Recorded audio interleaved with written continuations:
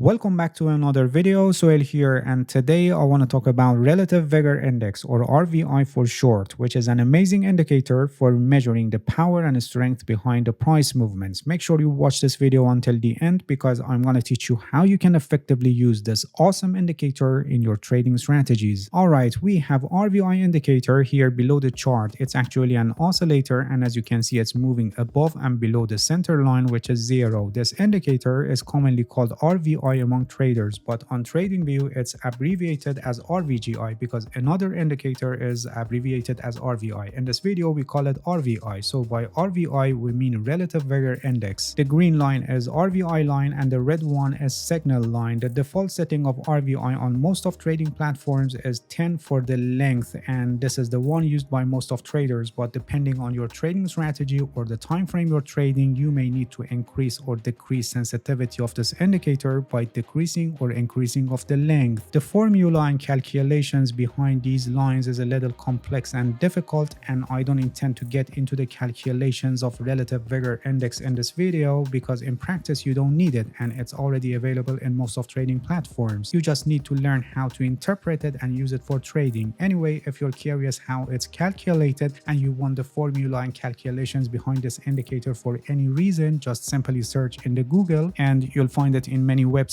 Alright, now let's see how we can use this indicator for trading. Being an oscillator and moving above and below the center line, one can use this indicator for identifying overbought and oversold conditions of the market, but it's better not to use this indicator for this purpose because this is an unbounded oscillator and it's not designed for this, and there are much better indicators for this purpose like RSI, Relative Strength Index. So we don't use RVI for discovering overbought oversold levels of the market. We can use crossovers or divergences in these situations, which I'll discuss them later in this video. And another important point about RVI is that it works best and gives the most reliable results when the market is trending. So you should never use this indicator in trading ranges because you will encounter many false signals. Two of the most common use cases of RVI are crossovers and divergences, which I'll explain them now.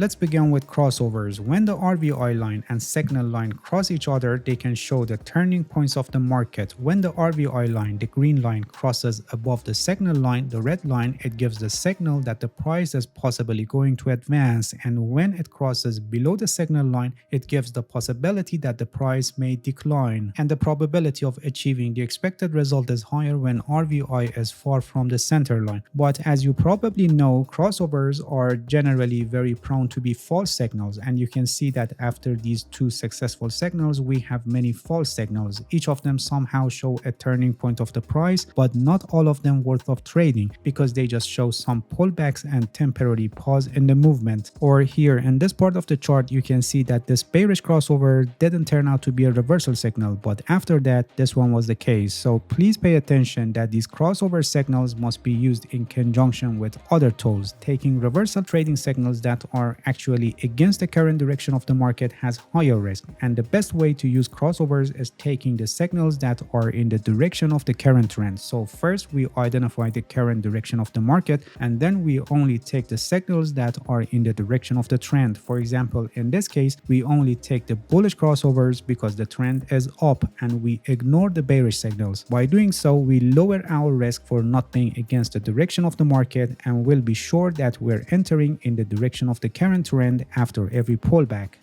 A better signal that we can get from this indicator is divergence. A bullish divergence forms when the price makes lower low but RVI makes higher low, which shows that we have less downside momentum and the upside momentum is gaining strength. This gives us the signal that the current trend is possibly ending and we may have a reversal. Please pay attention that having divergence means that the current trend is weakening. A reversal can happen and the price may turn to an uptrend like what happened here, or the current trend may end and the price may go to a trading range before proceeding in either direction. So generally having a divergence means weakening of the current trend. And please pay attention that when the trend is strong we may have a divergence or even some consecutive divergences but without any ending of the current trend or reversal, and the price may continue its overall direction, and the divergences may only foreshadow corrections or pullbacks. So even with divergences you should use these signals in conjunction with other tools and aspects of technical analysis for confirming your trading decisions. And bearish divergence forms when the price makes higher high but RVI makes lower high, and this shows less upside momentum and indicates that the downside momentum is gaining strength. This gives us the signal that the current trend is weakening and the trend may end, and possibly we may have a reversal. And similar to bullish divergence that I just explained, the divergence doesn't necessarily mean reversal instantly, and when the trend is strong we can have a divergence but the price may continue its overall direction, and the divergence may only foreshadow corrections or pullbacks. Relative Vigor Index is a very effective tool for evaluating momentum and identifying changes in the direction of the price, but like any other tools in technical analysis, you should never take your trading decisions only based on this indicator, and you must use it in conjunction with other tools and concepts of technical analysis. Alright, that's it. Thank you for watching this video. If you have any questions, feel free to ask and leave a comment for me. I'll answer your questions as soon as possible. If you haven't subscribed to my channel, please subscribe and hit the bell so you get the notifications of my new videos. See you guys in next video and good luck with your trading.